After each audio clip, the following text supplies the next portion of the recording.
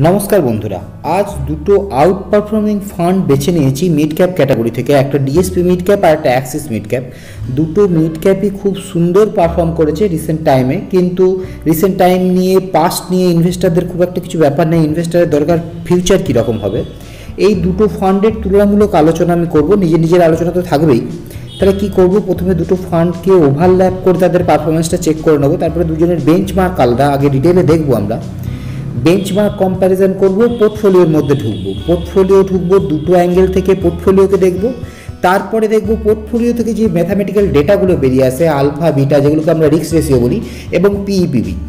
তারপরে আমরা দেখব দুটো ফান্ডের মধ্যে ওভারল্যাপিং কতটা, পোর্টফোলিওর মধ্যে কতটা সেম স্টক এরা হোল্ড করছে। তাহলে শুরু করা যাক। প্রথমে দেখব ফান্ড ভার্সেস ফান্ড, তারপরে দেখব ফান্ড ভার্সেস তার নিজের বেঞ্চমার্ক, যেটা রিয়েল কম্পিটিশান যেখানে আছে। ফান্ডের সঙ্গে ফান্ডের তো কোনো কম্পিটিশান থাকে না। এক বছরে যদি দেখেন তাহলে ডিএসপি একটু ভালো করছে যেন অ্যাক্সিসের থেকে, 3 বছরে অ্যাক্সিস কিন্তু অনেক ভালো করছে। 5 বছরের চার্টে দেখবেন একটা ইনফ্লেকশন পয়েন্ট আছে, তার আগে ডিএসপি বেটার করছিল, কিন্তু তার সেই 2018 ওই সময়টা, ওর পর থেকে দুজনের পারফরমেন্স সিমিলার হয়েছে। আর একটা জিনিস দেখুন, নীল দাগের ডিএসপি 1 বছরের চার্টে যখন মার্কেট উঠছে বেশি উঠছে, মার্কেট পড়লে বেশি পড়ছে, এই ব্যাপারটা আমরা অ্যাড্রেস করব। এরপর বেঞ্চমার্ক কম্প্যারিজনটা করে নিই। দুটো ফান্ডের কিন্তু বেঞ্চমার্ক আলাদা। প্রথমে ডিএসপিকে দেখব। ডিএসপির বেঞ্চমার্ক হচ্ছে নিফটি মিড ক্যাপ 100। তাহলে মিড ক্যাপের টপ 100 শেয়ারকে বেঞ্চমার্ক মনে করে, এবং 1 বছর, 5 বছর এবং সিন্স ইনসেপশন এ নিজের বেঞ্চমার্ককে বিট করছে। এবার দেখব অ্যাক্সিসকে। অ্যাক্সিসের বেঞ্চমার্ক যেমন বললাম আলাদা। S&P BSC মিড ক্যাপের বিএসসির মিড ক্যাপ ইন্ডেক্সকে বেঞ্চমার্ক মনে করে। 1 বছরের চার্টে কিন্তু বেঞ্চমার্ককে আউট পারফর্ম করছে। 5 বছরে ওই ইনফ্লেকশন পয়েন্ট 2018-এর আপনি এখানেও পাবেন, তার আগে আউট পারফর্ম করছিল না নিজের বেঞ্চমার্ককে, সিন্স ইনসেপশন বেঞ্চমার্ককে আউট পারফর্ম করছে। এরপরে দেখুন দুটো বেঞ্চমার্ক আলাদা হয়ে গেল, তাহলে বেঞ্চমার্ক কম্প্যারিজন না করলে আপনার কাছে একটা ফেয়ার আইডিয়া আসবে না।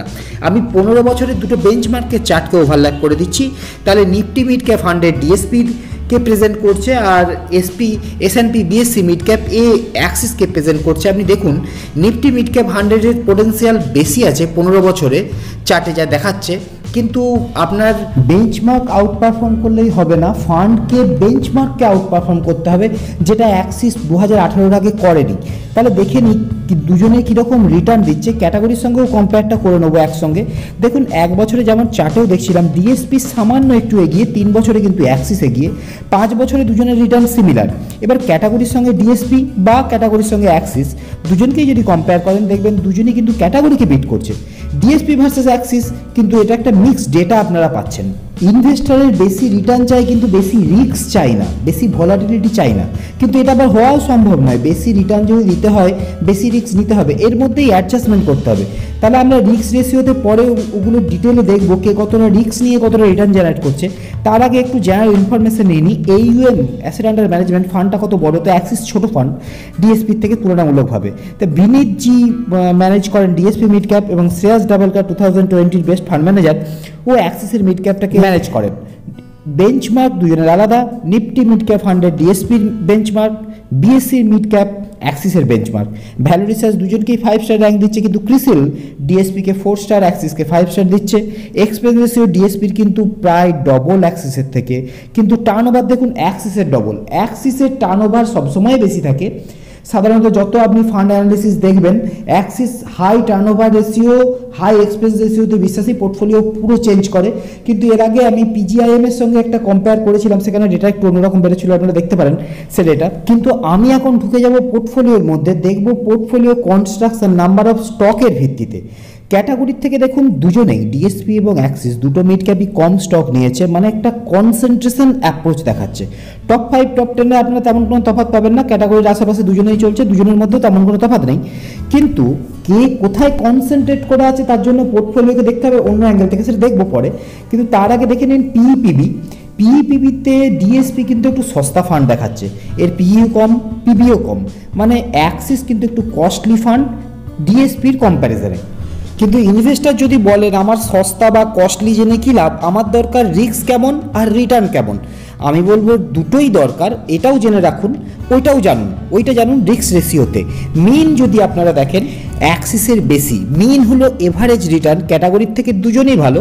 ডিএসপি ক্যাটাগরির কাছাকাছি চলছে কিন্তু অ্যাক্সিস অনেকটা আউট পারফর্ম করছে। এবার এসডিবিটা দেখুন, এসডিবিটি ভোলাটিলিটি দেখায়, তাহলে কে বেশি ভোলাটাইল এখানে দেখবেন এসডিবিটা যার বেশি, এখানে ডিএসপি বেশি ভোলাটাইল। তাই এক বছরের চার্টেতে দেখছিলেন নীল দাগের ডিএসপি বেশি ওঠানামা করছে, ওটা এই এসডিবিটার কারণে। এবারে সার্ফ আর আলফা দেখি। সার্ফ বলে আপনি রিটার্ন জেনারেট করতে গিয়ে রিস্ক কেমন নিচ্ছেন, বেশি হলে ভালো মানে অ্যাক্সিস ভালো। আলফা বলে বেঞ্চমার্ক যদি জিরো রিটার্ন দেয়, মার্কেট এগোলো না, মার্কেট বাড়লো না, আপনি কতটা রিটার্ন পাবেন, সেটা বলে আলফা। দেখুন এখানেও হায়ার ইজ বেটার মানে অ্যাক্সিস বেটার।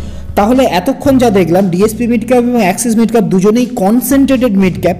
কোথায় কনসেন্ট্রেট করা আছে একটু পরে দেখছি, কিন্তু ডিএসপি বেশি কনসেন্ট্রেটেড, নাম্বার অফ স্টক দেখুন, কিন্তু তবুও ডিএসপি আবার হাই ভোলাটাইল, এসডিবিটা বেশি, 1 ইয়ারের চার্টেও আপনারা দেখেছেন। কিন্তু হাই ভোলাটিলিটি নিয়েও বেশি মিন কিন্তু জেনারেট করতে পারছে না। তাহলে হাই ভোলাটিলিটি ইনভেস্টর কেন নেবে তখনই যখন বেশি রিটার্ন দেবে, বেশি মিন দেবে, বেশি আলফা দেবে। আমি তাহলে পোর্টফোলিওর আরেকটা অ্যাঙ্গেল থেকে ঢুকে দেখি যে দুটো ফান্ডের large cap, mid cap, small ক্যাপে অ্যালোকেশন কীরকম। যদি আপনারা দেখেন ডিএসপি এবং অ্যাক্সিস দুজনেই লার্জ ক্যাপ কিন্তু বেশি নিয়ে রেখেছে, মানে একটু ডিফেন্সিভ প্লে করতে চাইছে দুজনেই। এবার মিড অ্যান্ড স্মলকে একসাথে দেখুন, ক্যাটাগরির তো 80+11 মানে 91, কিন্তু অ্যাক্সিসের 81.5, ডিএসপির 82, তাহলে দুজনেই মিড অ্যান্ড স্মল কম নিয়ে রেখেছে, ডিফেন্সিভ অ্যাপ্রোচ আবার প্রমাণিত হলো। তাহলে দুটো মিড ক্যাপ ফান্ড ডিএসপি এবং অ্যাক্সিস একটু ডিফেন্সিভ অ্যাপ্রোচ নিয়ে চলছে। আরেকটি অবজারভেশন আপনার চোখে তুলে দিই, দেখুন ডিএসপির স্মল ক্যাপ অ্যালোকেশন অ্যাক্সিসের তুলনায় অনেক বেশি, প্রায় 10 গুণ। তাহলে এই ডিএসপি লাস্ট 1 ইয়ারে যে 1% রিটার্ন দিয়েছে, তার কারণেই নিচের চার্টটা দেখুন 8 মান্থের রিটার্ন, স্মল ক্যাপ 55% রিটার্ন দিয়েছে। তো এই স্মল ক্যাপের অ্যালোকেশনের জন্য ও কিন্তু 1 বছরের চার্টে ডিএসপি অ্যাক্সিসকে বিট করে গেছে। এরপর আমি পোর্টফোলিও ওভারল্যাপিং ইস্যুটাকে অ্যাড্রেস করতে চাইবো। তাহলে দুটো আউট পারফর্মিং ফান্ড একসঙ্গে আপনি পোর্টফোলিওর মধ্যে রাখতে পারেন কি? তাহলে দেখুন দুটো মিড ক্যাপ ফান্ড দারুণ পারফর্ম করছে, তাহলে পোর্টফোলিও ওভারল্যাপিং হওয়াটা স্বাভাবিক। কিন্তু তা সত্ত্বেও যদি আপনি একটু ডিটেলে দেখেন, তাহলে Ipca laboratory, Cholamandalam, Balkrishna industry, Supreme industry, Bata, Voltas, এরকম করে বেশ কিছু কমন স্টক আছে এবং 3 to 6% আপনি ওভারল্যাপিং পাবেন। এরপর টোটালিটিতে যদি আপনারা দেখেন ডিএসপির 45টা স্টক আছে, অ্যাক্সিসের 48টা, তো ক্যাটাগরির থেকে দুজনেই কম। তাহলে এই 45টা 48টার মধ্যে 19টা কিন্তু কমন স্টক আছে। আর টোটাল এইউএমের হিসেবে যদি দেখেন দুটো পোর্টফোলিও 34% মানে 1/3 ধরুন, ব্রডলি 1/3 ওভারল্যাপ আছে। তাহলে আপনি আপনার আরও যে পোর্টফোলিও ওভারল্যাপিং সেগুলো হিসেব করে নিয়ে আপনি পোর্টফোলিওটা ইজিলি বানাতে পারেন। তাহলে এরপরে যা দেখলাম এই 7 মিনিটে, তাকে 1, 2, 3, 4 করে সাম আপ করে নিই। আপনি দেখুন ডিএসপি মিড ক্যাপ এবং অ্যাক্সিস মিড ক্যাপ দুজনের বেঞ্চমার্ক আলাদা, তবু ডিএসপি কিন্তু বেশি ভোলাটাইল, কনসেন্ট্রেশন দুজনেই হাই কনসেন্ট্রেট করে আছে।